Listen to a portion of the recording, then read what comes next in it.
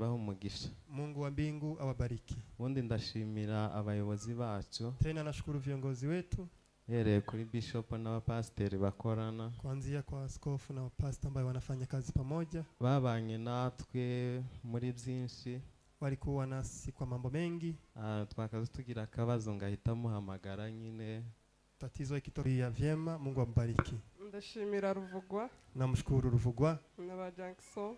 Hata pia Jackson. Na Mahigwe. Mahigwe pia. Bageze mu rugo inshuro nyinshi cyane. Walifika dutangira na mukecuru hano. Ntabwo turi butwara umwanya munini, turavuga gusa turasa ku ntego. Tuchukue muda, tutasema tu kwa kifupi. Ntabwo turi bubarambire. Hatutakawia. Sawa, reka tutangire na mukecuru. Acha tuanze na shosho. Haleluya. Haleluya.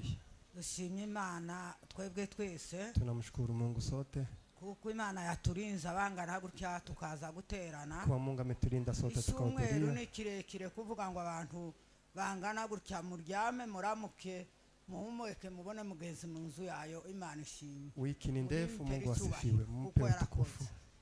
Kindi dushima Imana. Kingine tunamshukuru Mungu. Imana kuko ni yakuwa twageze hano iwanyu. Tumefika kwenu. Imana ishimwe. Mungu asifiwe. Kindi dushima Imana, turashima Imana. Tunamshukuru Mungu. Hari bamwe turi kumwe hano. Kuna wamoja tunao hapa. Abavuye kuri Goma. Kuna wenye umetoka Goma. Abavuye mu Bugande. Wenye umetoka Uganda. Hao wote. Twari tuzi ko uyu munsi tuzoterana na muri rusengero. Tukwa tunajua tutahudhuria kwa ariko kubwo bushake bw'Imana n'imbaraga zayo. Mungu na nguvu zake. None twahageze. Sote tumefika. Mungu asifiwe. Tumaze kumva n'ijambo ry'Imana mu ndirimbo. Baririmbye. Wameimba. Ni ijambo badosomeye ijambo ryo kutwubaka no gusoma neno la kutujenga na kunyenyekea. Ijambo ry'Imana. Imana la Mungu. Mungu asifiwe. Imana ishimwe. Mungu asifiwe. None muri aka kanya duhagaze hatuje gushima. Kwa muda huu tunashukuru. Turashima Imana kuko aba bana babaye muri uru rusengero. Tunashukuru Mungu mubarera nk'abana banyu twaje kubashimira itorero. Murabigisha murabarera mu ijambo ry'Imana. Murabarera mu by'umubiri. Murabashingira barunguka barabyara. None kuri uyu munsi dushimiye Imana twebwe ntitwabona icyo tubahemba nk'abantu. Hatuwezi pata cha kuwalipa, lakini Baba wa mbinguni ambaye analipa watu azabahemba ibikwiriye n'ibyo mwakoze. Aweze kuwalipa. Mungu asifiwe. Kuko mwarabafashije kwa sababu mmewasaidia. Kindi twaje gushima. Kingine tumekuja kushukuru. Tunashukuru Mungu. Twicaha tutegereza kuvuga ngo twaje mu mugambi w'Imana. Tumesema tumekuwa hapa kwa lengo la Mungu. Yakiriye abantu inzira. Mungu akatuonea njia. Bakagera kuri iki gikorwa tuzadusengera kandi tuzatugitegereza. Tunaombea tunangojea. Kaba yakiriye ababana inzira. Mungu amewapa njia. Imana ishimwe kandi Imana ihabwe icyubahiro. Mungu apewe sifa. Kuko yabakiriye inzira bakaja muri kiriya gihugu. Ameweza kuonea njia na kwenda ngambo. Amen. Mungu asifiwe. Sawa, murakoze. Asanteni. Amen. Amen. Twese no gushima Imana. Sote ni kushukuru Mungu.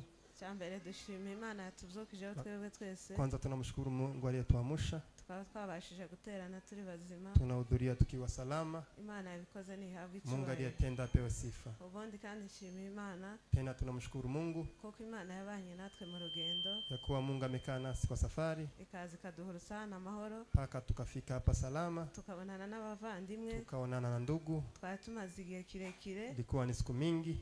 Hari n'abandi tutari tuzi. Kuna wengine hatakuwa tunafahamu. Kama damu wandize enti twari tumuzi n'umwana. Kama mkewe ndize na mtoto wake. Ariko Imana yatugiriye neza. Lakini Mungu ametutendea mema. Akaba yaraturinze twebwe twese tukaba tugejeje kuri uno munsi. Aliturinda sote paka siku ya hii. Tukaba twasanze ari bazima natwe iminsi yose Imana akaba yaraturinze. Mungu aliturinda pia nasi. Tukaba twahuye n'abavandimwe. Tumekutana na mandugu. Hari n'abandi benshi twagiye dusanganga twari tumaze igihe kirekire. Kuna wengine tumepata hapa ilikuwa siku mingi. Kutugirira neza. Lakini Mungu ameendelea kutulinda. Akaba yarabanye natwe. Akakaa nasi. Imana yabikoze ni habwe cyubahiro. Mungu aliyetenda asifiwe. Ubundi kandi shima Imana. Tena tunamshukuru Mungu kuko tugejeje kuri uyu mwanya. Yakuwa tumefika muda huu. Wo kuza gusezera Ndizeye. Mbayo kumwaga ndugu Ndizeye. Imana yamuciriye inzira. Mungu aliyemtanjia. Ikaba yatuboneye uburyo twebwe twese tukaba turaje kwishimana nawe. Alafu tukaona pia nafasi ya kuja kufurahi na yeye. Imana yakoze byose. Mungu aliyoyatenda asifiwe. Amen. Amen.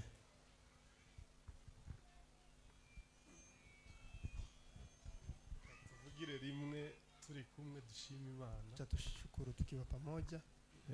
Nje ndi muramu wa Ndizeye. Uyu niwe Ndizeye akurikira.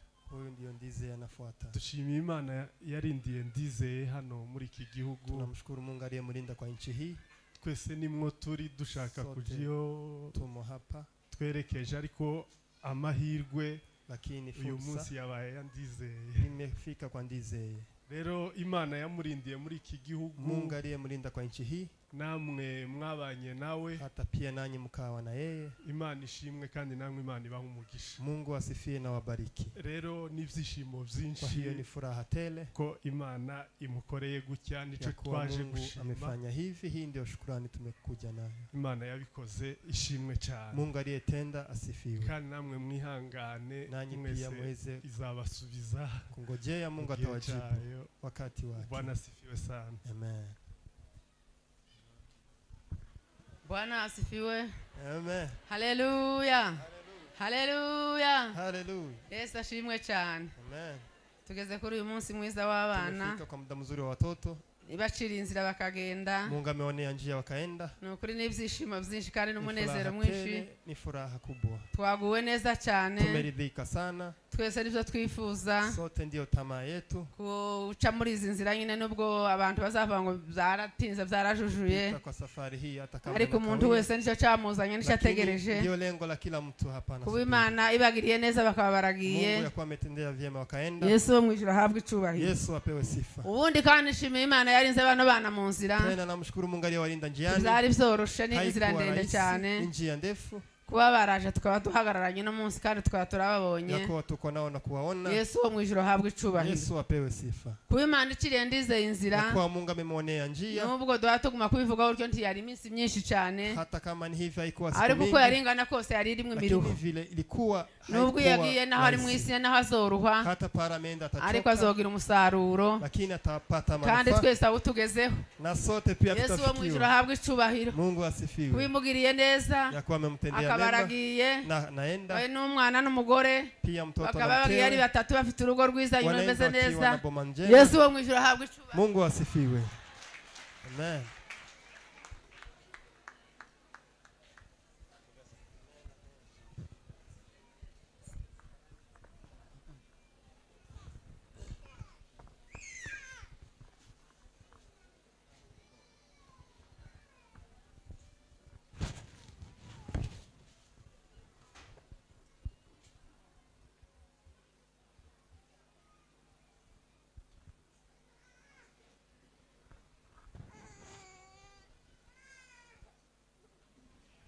Haleluya.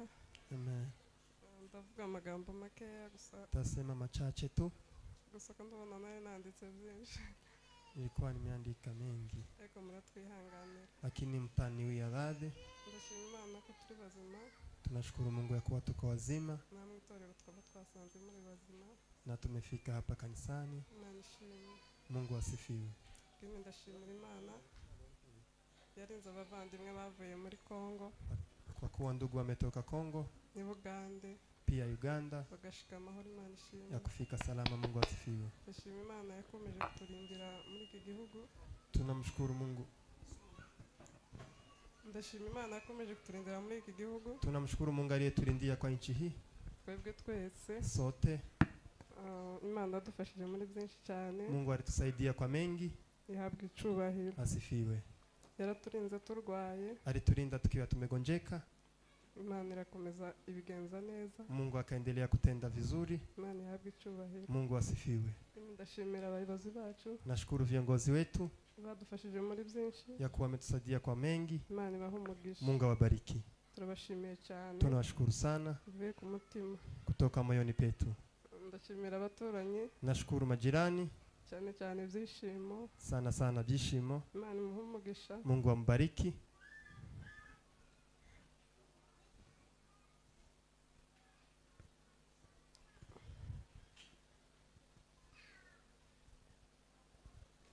Muratwihanganira. Mutatuia radhi. Byishimo yadufashije muri byinshi cyane. Mungu ametupitisha kwa mengi. Hari igihe twamuhamagaraga ari nijoro cyane. Kuna wakati tulikuwa tunamuita ikiwa ni usiku. bakaza tukarara twicaye mu nzu bugaca wanakuja tunakesha tukiwa tumeketi nyumbani kugira ngo buce nyine tuje ku bitaro ili asubuhi yake tuende hospitalini. Imana iguheze umugisha. Mungu ambariki. Ndashimira Jacques ukora farmasi. Namshukuru Jacques ambaye ni daktari. Arigiye yamfashije cyane. Kuna wakati alinisaidia sana. Mfite ikibazo cyo kubura amaraso yabashaga kundangira imiti ikomeye. Nikikosa damu alikuwa ananielekeza kwa dawa nzuri. Kandi yayingurishirizaga ku giciro cyo kurangura. Na alikuwa ananipea kwa price ile ya kawaida. Ntabwo nabimusavye abitekereje wenyine, Imana imuha umugisha. Sikuwa namuomba mbara alifikiria peke yake. Mungu ambariki. Narabizirikanye, Imana iguha umugisha cyane. Nimeweza kuyachukulia vyema. Mungu ambariki. Ndashimira Ruvugwa. Namshukuru Ruvugwa. Na ba Jackson. Hata pia Jackson. Na Mahigwe. Mahigwe pia. Bageze mu rugo inshuro nyinshi cyane. Walifika kwa boma mara mingi. Ndo zose mwakoze, Imana ibaha umugisha. Pango yote mlifanya, Mungu awabariki. Barabikoraga ku muhate wabo. Walikuwa wanafanya kwa bidii yao. Tutarinze kubahamagara. Bila kuwaita. Kandi sinza nabishobora. Hata siwezi. Imana ibaha umugisha cyane. Mungu awabariki sana. Ndashimira Reverend nubwo adahari. Namshukuru Reverend hata kama hayuko. Mungu ambariki. Aribyo yakoze bikomeye cyane. Kuna mengi alitenda ambayo ni mazito. Na bishop na mapasteri. Askofu pia mapastors. Imana ibaha umugisha cyane. Mungu awabariki sana. Ndashimira umukecuru hano. Namshukuru shosho hapa. Yaradufashije cyane tubyaye. Alitusaidia wakati tulijifungua. Imana imuha umugisha. Mungu ambariki.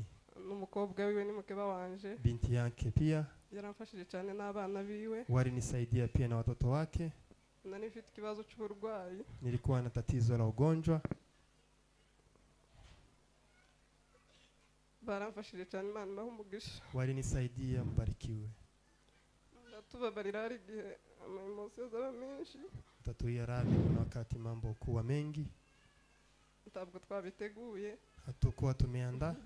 Ni ibintu biza bishikira umuntu. Mambo yanamfikia mtu. Imana ibaha umugisha. Mungu awabariki. Uwo ntavuze mu izina. Yule ambaye sijatamka kwa jina lake. Mbabarire hari igihe biza bica umuntu. Muniwie radhi kuna wakati inanipita. Ikindi ndashima Imana ko twatugenda ducira inzira. Namshukuru Mungu ambaye ametuonea njia. Uzagize ibibazo byinshi.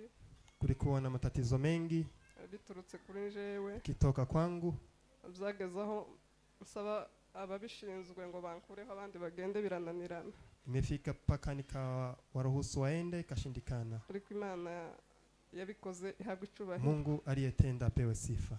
Ndashima Imana ko twatujana naba mu rugo bose. Nashukuru Mungu ya kuwa tunaenda na jamii lote. Niyo mpamvu mutababonye hano. Ndiyo sababu hamujawaona hapa. Bagiye gusezera iwabo basengera. Wameenda kuaga mahali wanashiriki. Imana ibahe umugisha. Mungu awabariki. Kindi ndashimira abantu bavandimwe. Kingine nashukuru ndugu hawa. Bavuye muri Kongo ni Bugande sinari mbazi. Ambao walitoka Kongo Uganda sikuwa nawafahamu. Ariko baraje ndabamenya. Lakini walikuja nikawajua. Umuhate bagize Imana ibahera umugisha. Bidii yao Mungu awabariki. Kuba duhagararanye hano ni umugisha ukomeye. Kuwa tuko nao hapa ni baraka tele. Kindi ndashima Imana. Kingine namshukuru Mungu. Ko mukecuru na muzehe. Ya kuwa baba na mama. Mabukwe na data bukwe. Mama mukwe pia baba mukwe. Baje batugezeho turabamenya, Imana yabwe icubahiro. Waliweza kufika kwetu tukawajua, Mungu asifiwe. Ahasigaye musigare neza. Kingine mubaki salama. Kandi Imana izobagirire neza namwe mugende. Na Mungu awatendee vyema pia nanyi muweze kusafiri. Murakoze. Asanteni. Sawa, murakoze cyane. Asante sana. Je ntabwo ndi butinda kubera ko ibyo nari kuvuga babivuze. Sitakawia kwa sababu wamezungumuza yale nilikuwa nizungumuze. Ariko reka nongereho mvuge dukeya nanje. Acha ninene kidogo pia nami. Nashima Imana yatuboneye uburyo n'umwanya. Namshukuru Mungu aliyetuonea nafasi na muda. Tukaba twateranya abangana gutya turi bazima. Tumehudhuria sote tukiwa wazima. Imana yabikoze ishimwe. Mungu aliyotenda asifiwe. Ubundi ndashima Imana yabanye natwe muri iki gihugu. Kingine namshukuru Mungu aliyekaa nasi kwa nchi hii. Twavuga ngo turahatinze cyane kubera ko hari bamwe baje mbere yacu bataragenda. Tuwezi sema tumekawia kwa sababu kuna wenye walitangulia na bado wako hapa. Ariko ntibivuze ko natwe ariho twari tukiza nyine urumva natwe twari tugize ibyo. Lakini pia nasi tulikuwa na siku mingi hapa. Ariko Imana yaturindiye muri iki gihugu. Lakini Mungu alitulinda kwa nchi hii. Twakigiriyemo umugisha. Tumepata manufaa. Twakigiriyemo ibyago. Tumepata pia matatizo. Ariko ivyo byose Imana yabanye natwe. Lakini hayo yote Mungu alikaa nasi. Imana yo mu ijuru ishimwe. Mungu asifiwe. Ubundi ndashima kwidukiriye inzira. Tena namshukuru kwa kuwa ametuonea njia. Tukaba tugiye kugenda. Na tunataka kusafiri. Twifuje kuza ngo tubasezere, twabonye tutagenda tudasezeye. Tumeona ni vyema kuja kuaga. Kubera ko iri torero turarikunda cyane. Kwa sababu kanisa hili tunalipenda sana. Kandi njewe nza kugera hano Kasarani niryo nahitiyemo. Mimi wakati nilifika Kasarani niliweza kuingia kanisa hili. Urumva narindigizemo imyaka myinshi cyane, narindikunda. Nilikuwa napenda kanisa hili. Narimutse narinsigaye mba Donholm. Nilikuwa nimehamia Donholm. Narimpagize nk'umwaka. Kuwa na mwaka hapo. Ariko nakaza ngaruka guterana hano. Lakini nilikuwa nakuja kuhudhuria hapa. Iyo twabonye umwanya urumva n'urukundo twakundaga ari no torero. Hiyo ni upendo ambao tulikuwa tunapenda kanisa hili. Rero ndashimira abantu bose twagiye tubana. Nashukuru kila yeyote tulikuwa na yeye. Aho twahuriye na buri wese mu byo twahuriyemo. Mahali tulipatana kwa yale tulipatania nawe. Hari abadufashije. Kuna wale walitusaidia. Hari abo twigiyeho byinshi. Kuna wale tulijifunza kwao mengi. Rero abo bose ndabashimiye. Hao wote nawashukuru. Ndashimira kanisa ryose. Nashukuru kanisa kwa ujumla. Mwabashe kubana nanje. Muliweza kuishi nami. Nakoreye ubukwe hano nubwo mutabubayemo ni kibazo cha corona. Harusi ilifanyika hapa hata kama hamukuhudhuria ni sababu ya corona. Ariko ndizera ko mwari kububamo wenda iyo bitaza kuba muri ico kibazo. Natumai mungelikuwa hapo. Twagiriye ibyago dupfusha umwana, twarababonye mwaradusuye ku bwinshi. Tuliweza kufiriwa na mtoto, muliweza kutukujia kwa wingi. Ndabashimiye mwebwe mwese ntarinze mvuga buri muntu mwizina. Nawashukuru nyote bila kutaja jina. Rero Imana yo mu ijuru ibaho umugisha. Mungu wa mbingu awabariki. Ubundi ndashimira abayobozi bacu. Tena nashukuru viongozi wetu. Yereye kuri bishop n'abapasteri bakorana. Kuanzia kwa askofu na pastor ambao wanafanya kazi pamoja. Babanye natwe muri byinshi. Walikuwa nasi kwa mambo mengi. Twakaza tugira akabazo ngahita muhamagara nyine. Tatizo ikitokea nilikuwa namuita. Akagira ibyo adufashamo. Alafu anatusaidia kwa mambo. Bishop ndamushimiye akazazana na ba pasteri. Askofu namshukuru alikuwa anakuja na pastors. Hari n'abandi bayombe bagiye bagera mu rugo abo yavuze. Hata waombezi pia walifika kwetu. Ntabwo nsubira kuvuga amazina ariko mwiyumvishe turabashimiye cyane. Mumeweza kusikia tunawashukuru sana. Rero ndashima kandi Imana yarongoye abavandimwe. Nashukuru Mungu aliyeongoza ndugu hawa. Wavuye kuri Goma ndava mu Bugande. Alitoka Goma pia Uganda kulitoka mwingine. Ni kure baraje bashika amahoro. Imana yo mu ijuru ishimwe. Walikuja na kufika salama. Mungu asifiwe. Twari tugize igihe kirekire tutabonana ariko kuba nongeye kubabona. Ilikuwa ni siku mingi bila kuonana nao. Imana yo mu ijuru ishimwe. Mungu asifiwe kwa tumeonana. Ubundi ndashima Imana ko njanye n'umuryango. Tena nashukuru Mungu ya kuwa nasafiri na jamii. Nikaho tabaga kuri dosi imwe ariko nyine Imana yarabikoze turajana tuja mu gihugu kimwe. Hatakuwa kwa process moja lakini Mungu ametenda tukaenda mahali pamoja. Urumva ivyo ni ibitangaza twashimira Imana. Hayo ni maajabu ya kumshukuru Mungu. Rero tukaba tubasezeye. Sasa tunawaaga. Muzakomeze kugira amahoro. Mukae na amani. Kandi muzadusengere duhuruke amahoro iyo twatuja. Pia mutombe tufike salama mahali tunaenda. N'ubundi aba twari dusanzwe tuvugana tuzakomeza tuvugane. Wale tulikuwa tunaongea tutaendelea kuongea. Imana yo mu ijuru ibafashe mwese. Mungu wa mbingu awasaidie nyote. Murakoze cyane. Asante sana. Divine, familia Divine mtambuke.